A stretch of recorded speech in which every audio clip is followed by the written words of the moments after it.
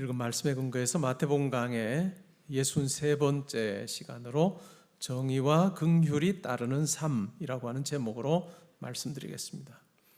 우리가 복음서에 나오는 예수님의 말씀을 읽을 때 때로는 이거 우리가 지킬 수 있는 건가?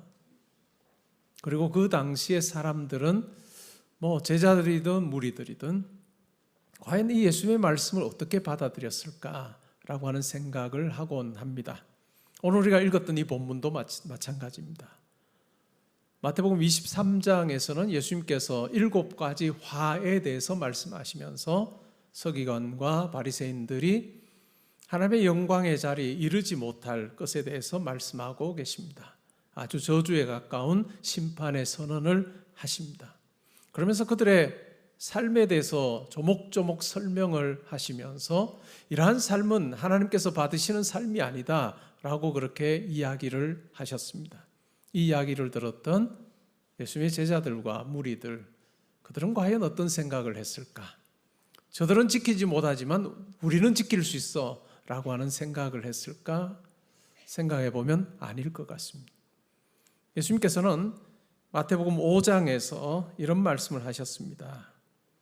너희의 의가 서기관과 바리새인보다 낫지 못하면 결코 천국에 들어가지 못한다. 제자들에게 하신 말씀입니다. 제자들이 이 말씀을 어떻게 받았을까요? 그들은 천국에 들어가지 못하지만 우리는 들어갈 수 있어 라고 하는 확신을 가졌을까요? 그러지 않았을 것 같습니다. 예수님의 제자들이지만 그리고 무리들의 경우에도 마찬가지로 바리새인이나 서기관들의 삶을 보면 우리보다도 훨씬 더 잘 섬기는 사람들이다 라고 하는 생각이 그들 가운데 있었을 것입니다. 그런데 그러한 사람들이 천국에 들어가지 못한다, 하나님께서 기뻐하시지 않는 삶을 살고 있다 라고 하는 그 예수님의 평가에 대해서 과연 그러면 우리는? 이라고 하는 물음을 던졌을 것입니다. 우리가 복음서에 나오는 여러 말씀들을, 예수님의 말씀을 이해할 때 때로는 그 당시에 예수님께서 그 말씀을 선포하실 때 그 상황에서 그 말씀을 이해하려고 하면 다 이해하지 못할 때가 있습니다. 때로는 그 말씀의 진정한 의미를 그 이후에 예수님께서 그 말씀을 하신 이후에 십자가와 부활 사건 이후에 교회가 생겨난 이후에 성령이 성도들 가운데 역사하신 이후에 비로소 이해되는 것 같은 말씀들이 많습니다. 오늘 읽었던 말씀도 바로 그 같은 말씀일 것입니다. 본문을 한번 볼까요? 13절에서 이렇게 말합니다. 화 있을진저 외식하는 서기관들과 바리새인들이여, 너희는 천국문을 사람들 앞에서 닫고 너희도 들어가지 않고 들어가려 하는 자도 들어가지 못하게 하는도다.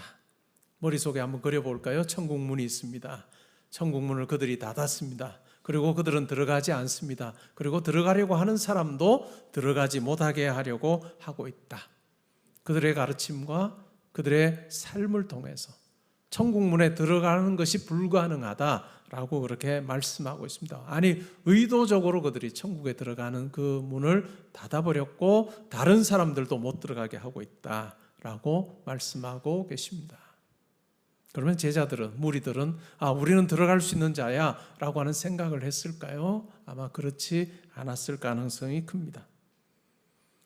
15절에 보면 14절에 없음은 제가 시간 여유가 좀 있을 때 왜 없음이 됐는가 하는 부분을 사본학적으로 설명을 드리겠습니다. 오늘은 그냥 넘어갑니다. 15절에 보시면 화 있을진저 외식하는 서기관들과 바리새인들이여, 너희는 교인 한 사람을 얻기 위하여 바다와 육지를 두루 다니다가 생기면 너희보다 배나 더 지옥 자식이 되게 하는도다 라고. 예수님 당시에 서기관과 바리새인들이 과연 하나님을 알지 못하는 이방인을 찾아서 바다와 육지를 두루 다니는 그와 같은 일은 행하지 않았습니다. 우리처럼 복음이 땅끝까지 전해져야 된다라고 하는 생각을 가지고 우리는 어떻게 해서든 복음을 전하려고 합니다. 민족이 달라도 또 나라가 달라도 우리는 복음 전하는 사명이 우리 가운데 있다라고 생각을 합니다. 그러나 예수님 당시의 유대인들의 경우에는 그렇게 생각하지 않았습니다. 이방인들에 대해서 그들은 열린 마음을 가지고 있지 않았습니다. 그것을 우리는 사도행전을 보면 잘 압니다. 사도행전에 보면 복음을 전하되 누구에게만 전합니까? 예수의 복음을 누구에게만 전합니까? 처음에는 유대인들에게만 전합니다. 유대인으로서의 선민의식이라고 하는 것이 너무나도 강해서 그들은 이방인들에게 야훼 신앙에 대해서 증거하는 일을 그렇게 열심을 내지 않았습니다. 그러면 이 예수님의 말씀을 어떻게 이해해야 할까요? 이렇게 만약에 해서 얻었다 할지라도 그 얻은 한 사람을 천국 백성으로 만드는 것이 아니라 지옥 자식으로 만드는구나 라고 그렇게 말씀하고 계십니다. 이들의 삶을 통해서, 이들의 가르침을 통해서 어느 한 사람도 하나님께로 인도할 수 없음에 대해서, 아니 하나님께로 인도하는 것이 아니라 오히려 지옥 백성 만드는 것으로 그렇게 이야기를 하고 있습니다. 16절부터 22절에서는 맹세와 관련된 부분을 가지고 세 번째 화에 대해서 이야기를 하고 있습니다. 예수님께서는 그들을 향해서, 이 바리새인과 서기관을 향해서 눈먼 인도자라고 이야기를 합니다. 그리고 계속해서 어리석은 맹인이라고 이야기를 합니다. 맹인이라고 하는 이 표현이 두 번이나 이 세 번째 화 단락에서 등장합니다. 이들은 눈이 멀고 또 앞을 볼 수 없기 때문에 제대로 인도할 수 없는 형편에 있다라고 이야기를 합니다. 예수님께서는 마태복음 5장에서 맹세하지 말아라 라고 말씀하셨습니다. 그런데 그 당시에 유대인 종교 지도자들의 경우에는 맹세라고 하는 부분을 그들 나름의 논리를 가지고 펼치다 보니까 하나님의 뜻과는 다른 방식으로 그들은 이해했고 사람들에게 가르쳤습니다. 그 내용이 16절 이하에 나옵니다. 그들은 이렇게 말했습니다. 누구든지 성전으로 맹세하면 아무 일 없거니와 지키지 않아도 되지만 성전의 금으로 맹세하면 지켜야 한다라고 그들은 가르쳤습니다. 얼마나 어리석은 가르침입니까? 예수님께서 그것에 대해서 평가하십니다. 어리석은 맹인들이여, 어느 것이 크냐? 그 금이냐? 그 금을 거룩하게 하는 성전이냐라고 이야기합니다. 성전의 금이 그만큼 가치를 지닐 수 있는 것은 성전에 있기 때문에 가치를 지닌 것이다 라고 그렇게 이야기를 합니다.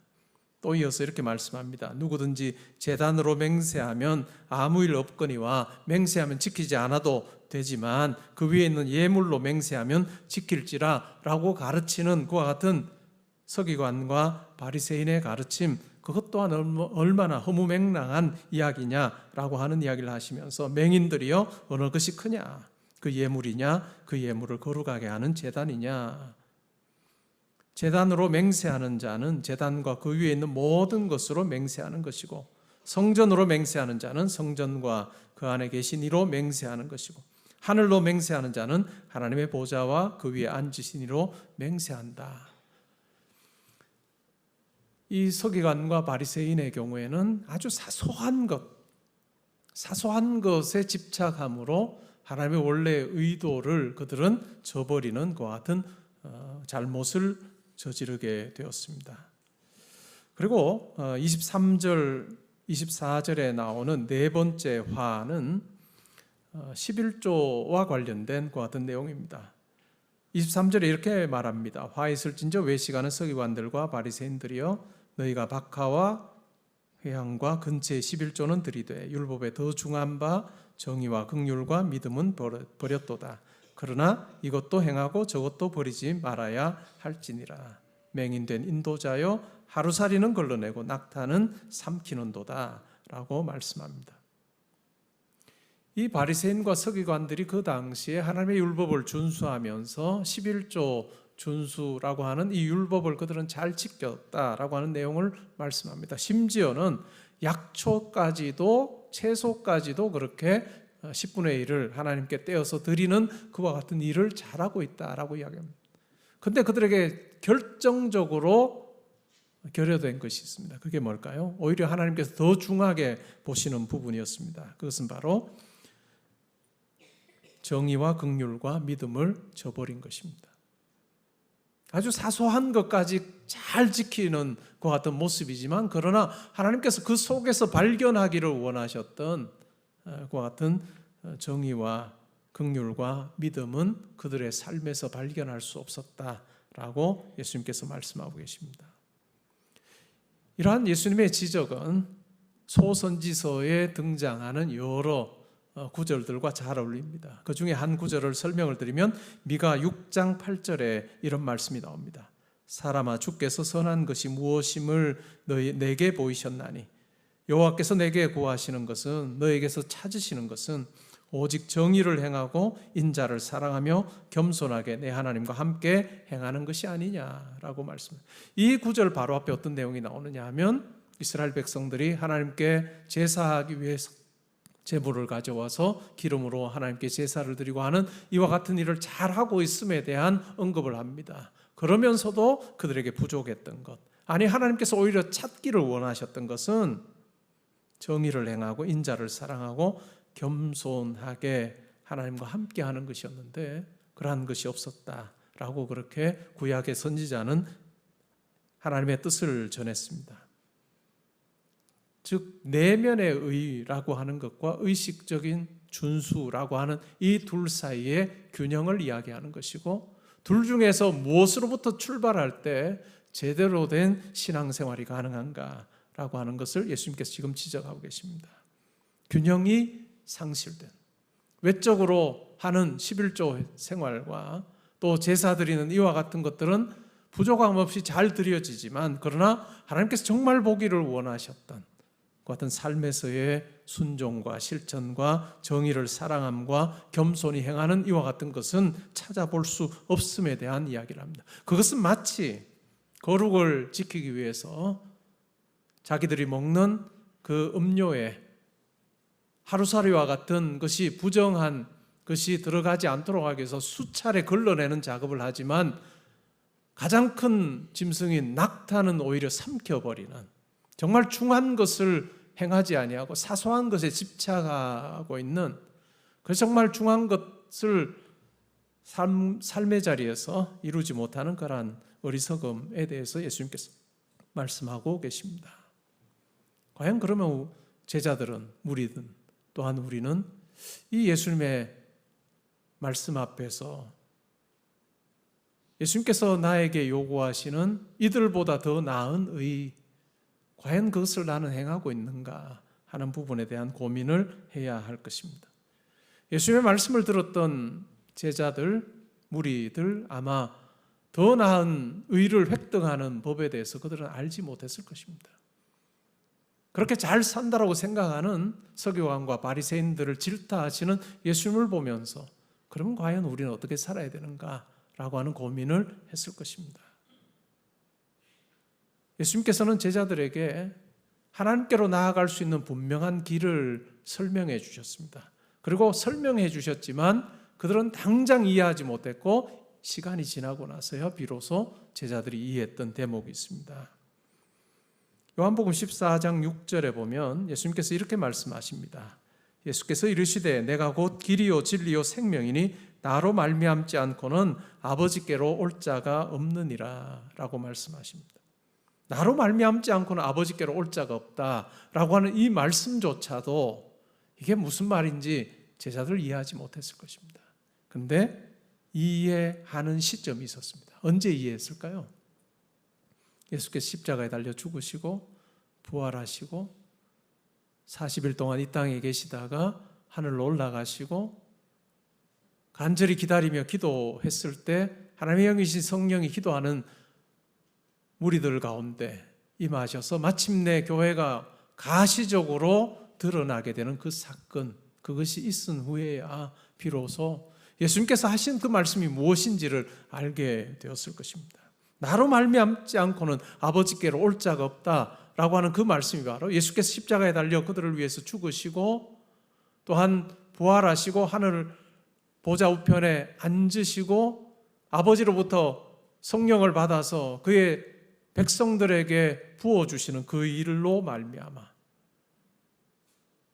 그 성령 체험을 한 자들이 오직 예수 그리스도를 통해서만 하나님께로 나아갈 수 있다라고 하는 것을 확신하게 되는 그 과정을 거친 후에야 비로소 예수님의 말씀이 이해가 되었을 것입니다. 그리고 오늘 예수님께서 하시는 이 말씀, 화로다로 시작하는 이 말씀도 이해가 될 수 있었을 것입니다.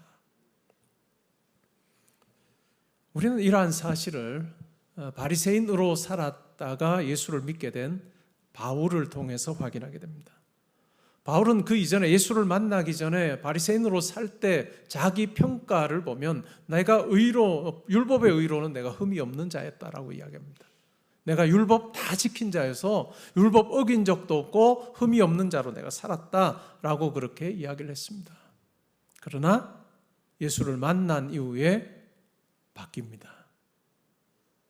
예수를 만난 이후에 예수를 만나기 전에 바리새인으로 살았던 자기의 삶에 대한 재평가가 이루어집니다. 그 재평가는 무엇을 통해서 이루어질까요? 로마서 7장에 보면 이웃의 것을 탐내지 말라라고 하는 10번째 계명 앞에 자기가 속수무책으로 당하고 있었음을 그는 깨닫게 됩니다. 9가지 계명은 다 외적인 계명입니다. 10계명 중에서도. 그리고 바리새인으로 살 때 그때는 사울이었죠. 자기의 삶을 보면 외적인 부분에 아무 문제 없어, no problem이라고 생각했던 사람입니다.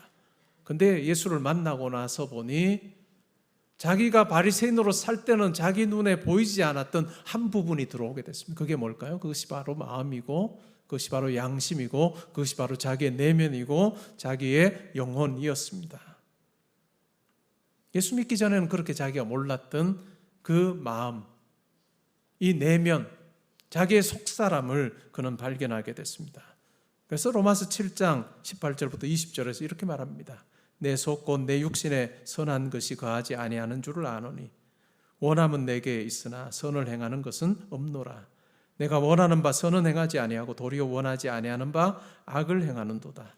만일 내가 원하지 아니하는 그것을 하면 이를 행하는 자는 내가 아니요 내 속에 거하는 죄니라 라고 이야기합니다. 철저하게 자기의 내면이, 겉으로 율법의 의로 흠이 없었다라고 그렇게 생각했던 그 시기에 자기의 삶을 돌아볼 때 자기의 내면에 죄가 있어서 선을 행할 능력은 도무지 없고 자기의 그 죄악된 요소가 자기로 하여금 하나님과는 상관없는 그 같은 일을 행하게 했던 그 같은 부분에 대해서 그리스도를 만난 후에 다시 자기가 발견하게 된 그 마음을 보면서 재평가, 그 같은 내용이 나옵니다. 성도인 우리도 마찬가지입니다. 성도인 우리도 내가 예수 믿었다라고 하는 것의 그 증거가 무엇인지, 내가 예수 믿었다라고 하는 것을 무엇을 통해서 확인해야 되는지 우리는 분명히 알아야 합니다. 예수 믿음으로 내가 예수님께 무엇이든 간구하기만 하면, 하나님께 무엇이든 간구하기만 하면 내 삶에 필요한 것을 척척 공급해 주시는 하나님이라고 우리가 생각을 한다면 너무나도 예언약적인 신앙을 가지고 있는 것입니다. 물론 하나님께서는 자기의 뜻을 따라서 우리의 필요를 채워주시는 하나님이십니다. 그러나 우리가 예수를 만나게 됐을 때 우리 가운데 일어나는 가장 큰 변화를 우리는 분명히 살필 필요가 있습니다. 그것이 무엇일까요? 우리의 마음의 변화입니다. 우리의 내면의 변화입니다. 결국은 죄로 가득하여서 우리가 행하는 모든 것이 다 하나님께서 싫어하시는 것이었지만 예수님을 만나고 나서 우리의 속사람이 변하게 되고 또 우리의 양심이 깨끗해지고 우리의 생각이 하나님께서 원하시는 것으로 바뀌게 될 때 성령이 우리 가운데 오셔서 이와 같은 일을 행하심으로 내 속사람이 바뀌게 된 그것을 우리가 확인하고 내가 그리스도 안에 있는지 없는지를 확인할 때 항상 우리의 내면을 살피는 그 일부터 우리는 시작해야 됩니다. 그렇지 않으면 내 삶에서 물질의 풍부함이 있느냐, 내가 원하는 대로 어떤 직책을 내가 가지려고 했는데 가졌느냐, 아니면 자녀들 잘 되느냐, 아니면 여러 가지 부분에서 내가 별 걱정 없이 사느냐라고 하는 것으로 내가 그리스도 안에 있는지 없는지를 판단한다면 그것은 믿지 않는 자와 별반 다른 것이 없을 것입니다. 그런데 신약성경 우리로 하여금 예수를 만났을 때 우리 가운데 어떤 일이 있느냐라고 하는 것을 끊임없이 점검해라 라고 하는 이야기를 합니다. 성도인 우리의 정체성 정리를 해보면 세 가지로 정리할 수 있는 것 같습니다. 첫 번째, 우리는 용서받은 죄인입니다. 예수님을 만났을 때 바울이 바로 그 고백을 합니다. 그래서 디모데전서 1장 15절에서 이렇게 고백합니다. 이 고백은 바울의 고백만이 아니라 저와 여러분의 고백일 것입니다. 우리 함께 한번 읽어보겠습니다. 시작. 미쁘다 모든 사 받을 만한 이 말이요 그리스도 예수께서 죄인을 구하시려고 세상에 임하셨다 하였도다. 죄인 중에 내가 괴순이라. 죄인 중에 내가 괴순이라. 그전에는 뭐라고 생각했다고요? 내가 율법의 의로는 흠이 없는 사람이었다. 왜요? 외적으로 다 지킨다라고 생각했다가 그리스도를 만나고 자기의 내면을 볼 수 있는 눈이 열리게 될 때 그는 내가 죄인 중에 괴수입니다 라고 그렇게 고백하고 있습니다. 이것은 모든 성도의 공통된 고백입니다.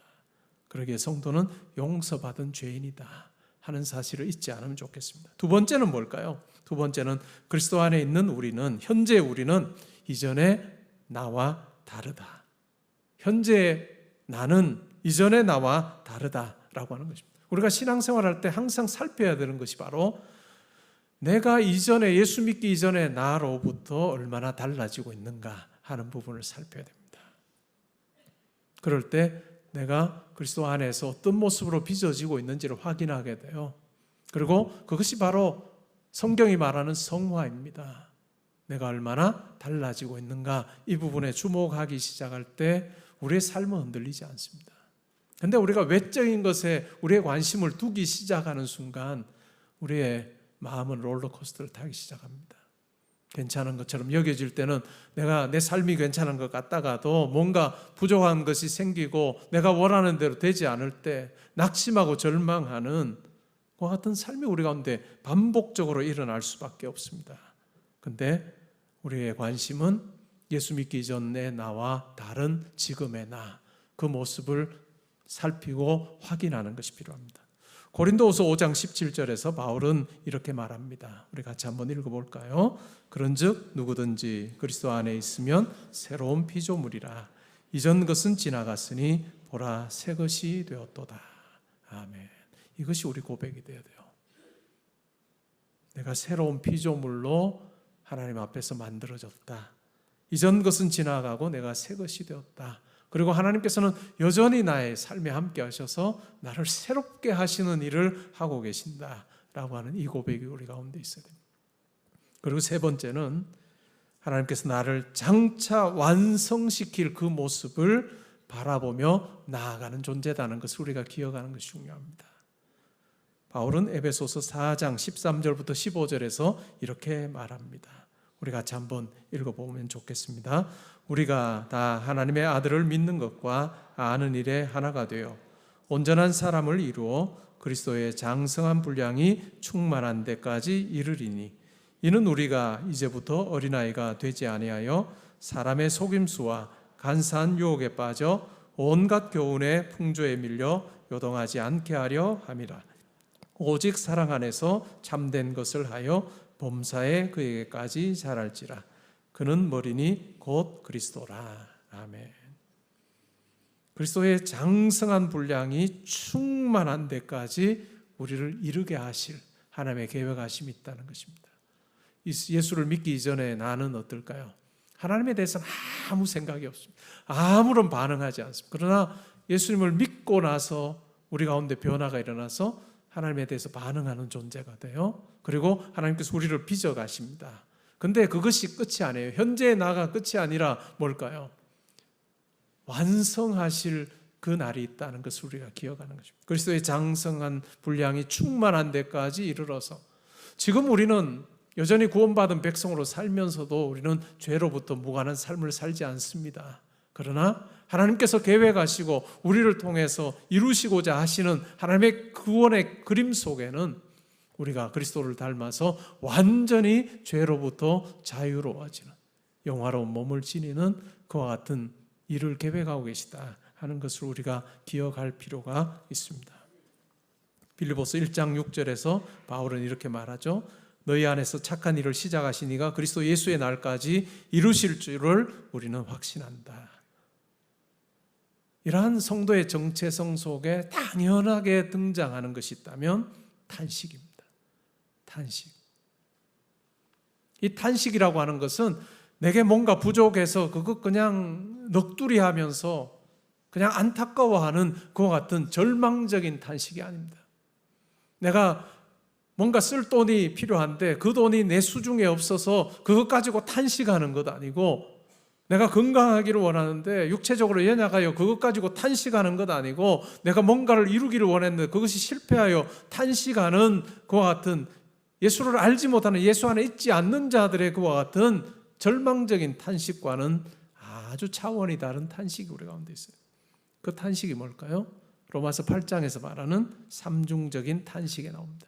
피조물이 탄식합니다. 성도가 탄식합니다. 그리고 성령께서도 탄식합니다. 여기서 탄식하면서 바라는 것이 뭘까요? 그것은 바로 그리스도를 통해서 완성될 그것을 바라보면서, 현재의 나와 다른 그 완성될 것을 바라보면서 지금 탄식하는 거예요. 나에게 그와 같은 날이 하루속히 오기를 원합니다 라고 하는 그 탄식이 우리 가운데 있는가 라고 하는 것입니다. 피조물이 탄식하듯이, 피조물이 예수 그리스도를 통해서 온전해지는 그것을 바라보며 탄식하듯이 성도 또한 그와 같은 탄식이 우리 가운데 있습니다. 로마서 8장 23절부터 25절에 이렇게 말합니다. 그뿐 아니라 또한 우리 곧 성령의 처음 익은 열매를 받은 우리까지도 속으로 탄식하여 양자 될 것, 하나님의 아들 될 것입니다. 하나님의 딸 될 것입니다. 곧 우리 몸의 속량을 기다리니, 이제는 죄로부터 완전히 자유로워진 그와 같은 의에 반응하고 죄에는 무반응하는 그와 같은 몸의 속량을 기다린다라고 해요. 우리가 소망으로 구원을 얻었음에 보이는 소망이 소망이 아니니 보는 것을 누가 바라리요? 만일 우리가 보지 못하는 것을 바라면 참음으로 기다릴지니라. 이것이 성도의 정체성입니다. 이것이 성도의 정체성이고, 내가 예수 믿는 것을 확인할 때 우리는 항상 내면을 살펴야 됩니다. 때로는 우리가 유혹받을 때가 있습니다. 외적인 뭔가로 마치 내가 하나님의 큰 사랑을 더 많이 받은 자인 것처럼 때로는 우리가 착각할 때가 있습니다. 물론 하나님께서 우리의 필요를 채워주시고 우리 가운데 어떤 일을 통해서 자기를 드러내시는 그와 같은 일을 분명히 해가십니다. 그러나 우리가 항상 깨달아야 하는 것은 우리의 내면으로부터 이 은혜가 흘러넘치도록 하지 않으면 우리의 신앙생활은 현세적이 될 가능성이 큽니다. 내 이 땅에서 내가 사는 동안에 부족하고 필요한 것 하나님께서 공급해 주는 그것이 전부라고 생각한다면 우리는 현세적인 신앙생활을 할 수밖에 없습니다. 현세적인 신앙생활 우리가 하게 되면 천국은 우리에겐 점점 더 멀어지는 공간이 될 거예요. 내 기도가 어떻게 하면 내가 이 땅에서 잘 사는데 귀한 도구로 사용할 것인가 하는 것에 우리의 관심이 있다면 하나님께서 우리에게 기도를 우리에게 허락하신 그 의도와는 상당히 다른 모습으로 우리가 기도를 사용하고 있다는 것을 기억하십시오. 우리가 예수를 만난 후에 우리 가운데 일어난 이 놀라운 변화를 기억하십시오. 그리고 여러분의 속사람을 점점 더 빚어가셔서 이전보다 지금이 훨씬 더 멋진 모습이 되게 하신 것에 감사하십시오. 그리고 이후에 이것으로 끝나는 것이 아니라 그리스도 안에서 우리를 완전하게 하여 주셔서 그리스도의 형상, 온전한 형상에까지 이르도록 하시는 하나님의 계획하심이 있다는 것을 우리가 기억하고, 이 하나님의 놀라운 섭리의 이 계획은 한치의 오차도 없이 어느 누구도 방해 없이 이루어질 거다라고 하는 그 확신이 우리 가운데 있으면 좋겠습니다. 우리가 그러한 생각 가질 때 우리는 이 세상에서 나이 드는 것에 대해서 우리는 절망하지 않을 수 있습니다. 모든 사람이 공통적으로 걸어가야 되는 길 아닐까요? 20대도 30대도 40대도 본인이 젊다고 생각하는 사람도 다 걸어가야 되는 길입니다. 이 세상에 태어난 어느 누구도 예외 없이 걸어가야 되는 나이 듦이라고 하는 것. 그러나 예수 믿지 않는 분들의 나이 드는 그 모습을 보면 절망입니다. 어떤 분은 재앙이라고 합니다. 점점 더 할 수 없는 것이 많아지는 그것이 재앙이라고 이야기합니다. 그런데 성도인 우리도 그래야 될까요? 성도인 우리에게도 그래야 될까요? 저는 그렇게 생각하지 않아요. 오늘 이 말씀에 비추어서 우리의 정체성을 생각을 해보면 우리가 나이가 들어서 그 사람은 할 수 없는 것이 더 많아져도 그 사람은 후패해도 속 사람은 더 강건해지는 것으로, 예수 그리스도 닮는 것으로, 또 하나님께서 우리를 보시며 더 기뻐하시는 그 같은 모습으로 우리가 성숙하는 것으로 인해서 우리는 기뻐해야 할 것입니다. 그리고 이러한 모습으로 우리가 이 세상에서 모든 사람이 다 겪는 그 나이듦을 우리가 맞이하게 될 때 우리는 천국에 대한 소망이 더 커질 겁니다. 시간이 지날수록 하나님 나라에 대한 소망이 더 커지고 새로운 모습으로 나를 변화시켜 주실 그 하나님에 대한 놀라운 사모함으로 우리는 나아가게 될 것입니다. 결국 중요한 것은 내 마음에 하나님께서 기뻐하실 만한 것을 내가 간직하고 사는가라고 하는 부분입니다. 저는 이 부분만 되면 하나님께서 그 이후의 부분은 알아서 하실 겁니다. 그 이후의 부분은 알아서 하실 겁니다. 그래서 우리의 기도의 우선순위가 바뀌어야 할 것입니다. 우리가 기도의 자리에 있을 때 우리 가운데 탄식이 나오면 좋겠습니다. 탄식이 나오고 하나님 그 나를 사모하고 그 하나님의 구원 계획을 제가 누리기를 원합니다 하는 그 탄식이 우리 가운데 나오고, 그러면서 영광스러운 하나님의 임재를 우리가 소원하며 나아갈 때 여전히 죄에 반응하며 살아가는 우리의 삶에서도 하나님께서 함께 하셔서 우리가 생각하거나 바라거나 구하는 우리의 경우의 수를 뛰어넘는 모습으로 우리 삶 가운데 함께 하실 것입니다. 우리가 꾸려가는 삶 아니라 우리를 지으시고 또 우리를 붙들어 주시고 우리와 마지막 순간까지 함께 하실 하나님께서 붙들어 주시는 삶인물, 우리가 의심하지 않고 믿음으로 우리가 반응하며 붙들며 살아가는 저와 여러분 될 수 있기를 주님의 이름으로 축복합니다.